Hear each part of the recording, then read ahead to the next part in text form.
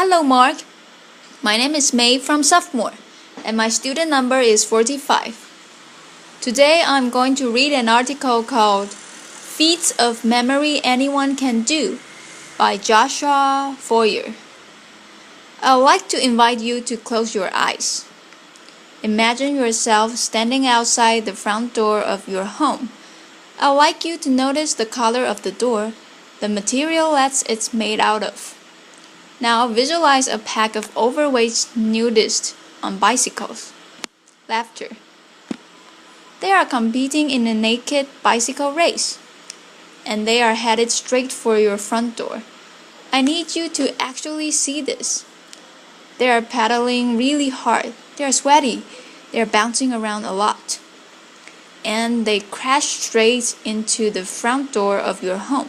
Bicycles fly everywhere. Wheels roll past you, spokes end up in awkward places.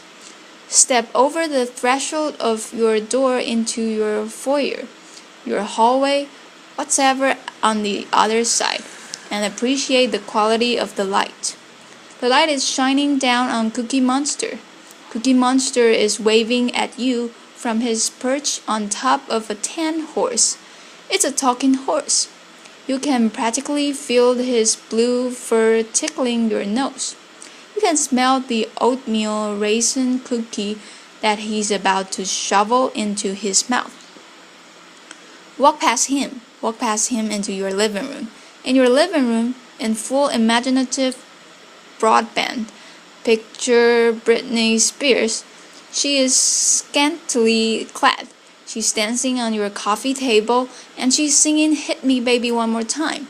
And then follow me into your kitchen. In your kitchen, the floor has been paved over with a yellow brick road, and out of your oven are coming towards you Dorothy, the Tin Man, the Scared Squirrel, and the lion from The Wizard of Oz, hand in hand, skipping straight towards you. Okay, open your eyes. I want to tell you about a very bizarre contest that is held every spring in New York City.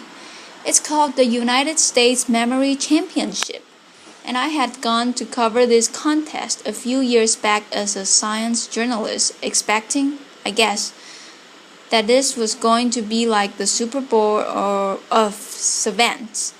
This was a bunch of guys and a few ladies widely varying in both age and hygienic upkeep.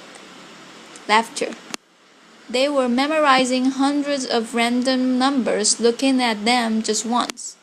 They were memorizing the names of dozens and dozens and dozens of strangers. They were memorizing entire poems in just a few minutes. They were competing to see who would memorize the order of a shuffle pack of playing cards the fastest. I was like, this is unbelievable. These people must be freaks of nature. And I started talking to a few of the competitors. This is a guy called Ed Cook, who had come over from England, where he had one of the best trained memories, and I said to him, Ed, when did you realize that you were a savant? And Ed was like, I'm not a savant. In fact, I have just an average memory. Everybody who competes in this contest will tell you that they have just an average memory. We've all trained ourselves to perform this utterly miraculous feat of memory using a set of ancient techniques invented 2,500 years ago in Greece. The same techniques that Cicero had used to memorize his speeches, that medieval scholars had used to memorize entire books. And I said, whoa, how come I never heard of this before? And we were standing outside the competition hall, and Ed, who is a wonderful, brilliant, but somewhat eccentric English guy, says to me, Josh, you are an American journalist. Do you know Britney Spears? I'm like, what? No, why? Because I really want to teach Britney Spears how to memorize the order of a shuffle pack of playing cards on U.S. national television. It will prove to the world that anybody can do this. Laughter. I was like, well, I'm not Britney Spears, but maybe you could teach me. I mean, you've got to start somewhere, right? And that was the beginning of a very strange journey for me. I ended up spending the better part of the next year not only training my memory but also investigating it, trying to understand how it works, why it sometimes doesn't work, and what its potential might be. And I met a host of really interesting people. This is a guy called EP. He is an amnestic who had very possibly the worst memory in the world. His memory was so bad that he didn't even remember he had a memory problem, which is amazing. And he was this incredibly tragic figure, but he was a widow into the extent to which our memories make us who we are. At the other end of the spectrum, I met this guy. His name is Kim Pick. He was the basis for Dustin Hoffman's character in the movie Rain Man.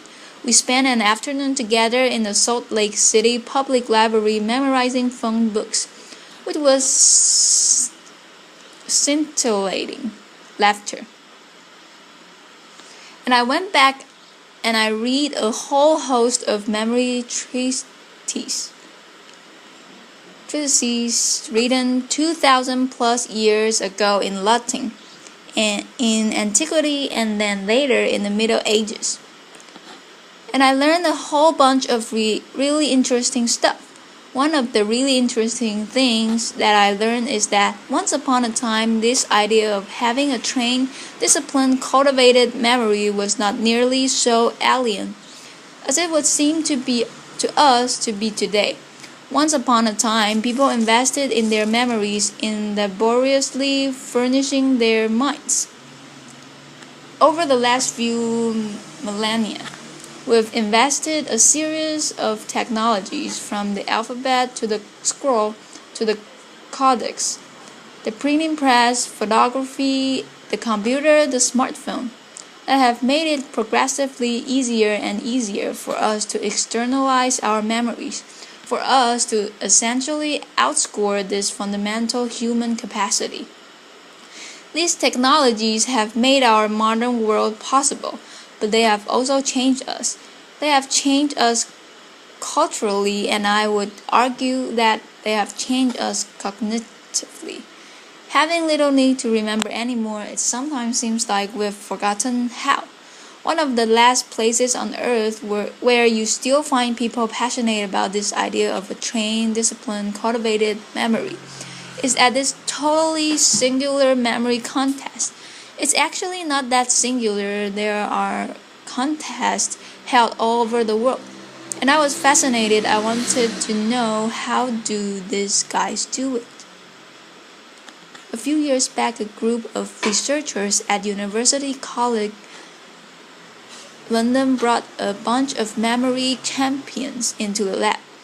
They wanted to know, do these guys have brains that are somehow structurally or anatomically different from the rest of ours? The answer was no. Are they smarter than the rest of us? They gave them a bunch of cognitive tests, and the answer was not really. There was, however, one really interesting and telling difference between the brains of the memory champions and the control subject that they were comparing them to. When I put these guys in an fMRI machine, scanning their brains while they were memorizing numbers and people's faces and pictures of snowflakes, they found that the memory champions were lighting up different parts of the brain than everyone else. Of note, they were using, or they seem to be using, a part of the brain that's involved in spatial memory and navigation. Why? And is there something that the rest of us can learn from this? The sport of competitive memorizing is driven by a kind of arms race where every year somebody comes up with a new way to remember more stuff more quickly, and then the rest of the field has to play catch up. This is my friend Ben Pridmore, 3-time world memory champion.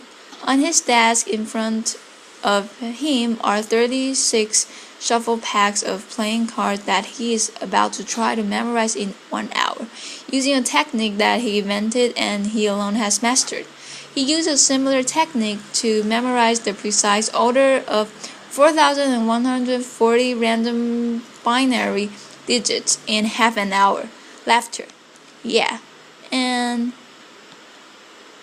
while there are a whole host of ways of remembering stuff in these competitions, all of the techniques that are being used ultimately come down to a concept that psychologists refer to as elaborative encoding, and it's well illustrated by a nifty paradox known as the Baker-Baker paradox, which goes like this.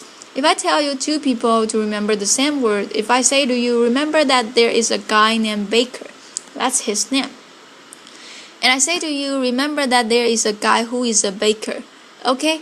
And I come back to you at some point later on, and I say, do you remember the word that I told you a while back? Do you remember what it was? The person who was told his name is Baker is less likely to remember the same word than the person who was told his job is a baker. Same word, different amount of remembering. That's weird. What's going on here?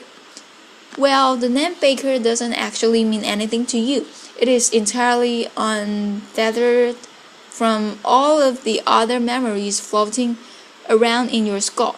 But the common non-baker, we know bakers. Bakers wear funny white hats. Bakers have flour in their hands. Bakers smell good when they come home from work. Maybe we even know a baker. And when we first hear the word, we start putting these associational hooks into it that make it easier to finish it back out at some later date.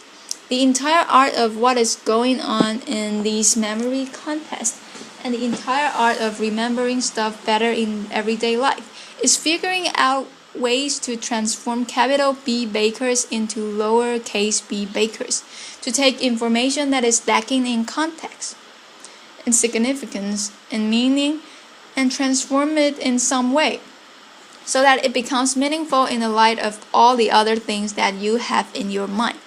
One of the more elaborate techniques for doing this dates back 2,500 years to ancient Greece. It came to be known as the memory palace. The story behind its creation goes like this.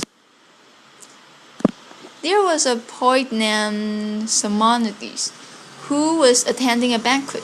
He was actually the hired entertainment because back then, if you wanted to throw a really slamming party, you didn't hire a DJ, you hired a poet. And he stand-ups, delivers his poem from memory, walks out the door, and at the moment he does, the banquet hall collapses, kills everybody inside. It doesn't just kill everybody, it mangles the bodies beyond all recognition. Nobody can say who was inside. Nobody can say where they were sitting. The bodies can't be properly buried. It's one tragedy compounding another. Simonides, standing outside the sole survivor and the wreckage, closes his eyes and has his realization, which is that in his mind's eye, he can see where each of the guests at the banquet had been sitting. And he takes the relatives by the hand and guides them each to their loved ones and the wreckage. What Simonides figured out at that moment is something that I think we all kind of intuitively know, which is that as bad as we are at remembering names and phone numbers and word-for-word instructions from our colleagues, we have really exceptional visual and spatial memories. If I asked you to recount the first 10 words of the story that I just told you about Simonides, chances are you would have a tough time with it. But I will wager that if I ask you to record who is sitting on top of a talking tan horse in your foyer right now, you would be able to see that. The idea behind the memory palace is to create this imagined edifice in your mind's eye, and populate it with images of the things that you want to remember. The crazier, weirder, and bizarre, funnier, raunchier, stinkier an image is, the more unforgettable it's likely to be. This is a device that goes back 2,000 plus years to the earliest Latin memory treatise. So how does this work? Let's say that you have been invited to TED Center stage to give a speech and you want to do it from memory. And you want to do it the way Cicero would have done it if he had been invited to TED Rome 2,000 years ago. Laughter. What you might do is picture yourself as the front door of your house, and you'll come up with some sort of crazy, ridiculous, unforgettable image to remind you that the first thing you want to talk about is this totally bizarre contest. Laughter.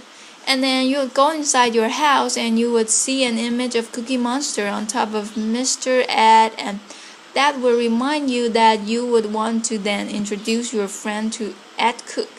And then you'll see an image of Britney Spears to remind you of this funny anecdote you want to tell. And you'll go into your kitchen, and the fourth topic you were going to talk about was this strange journey that you went on for a year. And you'll have some friends to help you remember that. This is how Roman orators memorize their speeches, not word for word, which is just going to screw you up, but topic for topic. In fact, the phrase topic sentence that comes from the Greek word topos, which means place. That's a vestige of when people used to think about oratory and rhetoric in these sort of spatial terms. The phrase in the first place, that's like in the first place of your memory palace. I thought this was just fascinating and I got really into it. And I went to a few more of these memory contests, and I had this notion that I might write something longer about this subculture and competitive memories. But there was a problem. The problem was that the memory contest is a pathologically boring event. Laughter. Truly. It is like a bunch of people sitting around taking the SATs. I mean, the most dramatic it gets is when somebody starts massaging their temples. And I'm a journalist. I need something to write about. I know that there's incredible stuff happening in these people's mind, but I don't have access to it. And I realized if I was going to tell this story, I needed to walk in their shoes a little bit. And so I started trying to spend 15 or 20 minutes every morning before I sat down with my New York Times. Just trying to remember something. Maybe it was a poem, maybe it was names from an old yearbook that I bought at a flea market. And I found that this was shockingly fun. I never would have expected that. It was fun because this is actually not about training your memory. What you are doing is you are trying to get better and better at creating, at dreaming up this utterly ludicrous, launchy, hilarious, and hopefully unforgettable images in your mind's eyes. And I got pretty into it. This is me wearing my standard competitive memorizer's training kit. Laughter. It's a pair of earmuffs and a set of safety goggles that have been maxed over except for two small pinholes, because distraction is the competitive memorizer's greatest enemy. I ended up coming back to that same contest and I had covered a year earlier, and I had this notion that I might enter it sort of an experiment in participatory journalism. It'll make, I thought, maybe a nice epilogue to all my research. Problem was the experiment went haywire. I won the contest. Laughter. Which really wasn't supposed to happen. Applause. Now, it is nice to be able to memorize speeches and phone numbers and shopping lists, but it's actually kind of beside the point.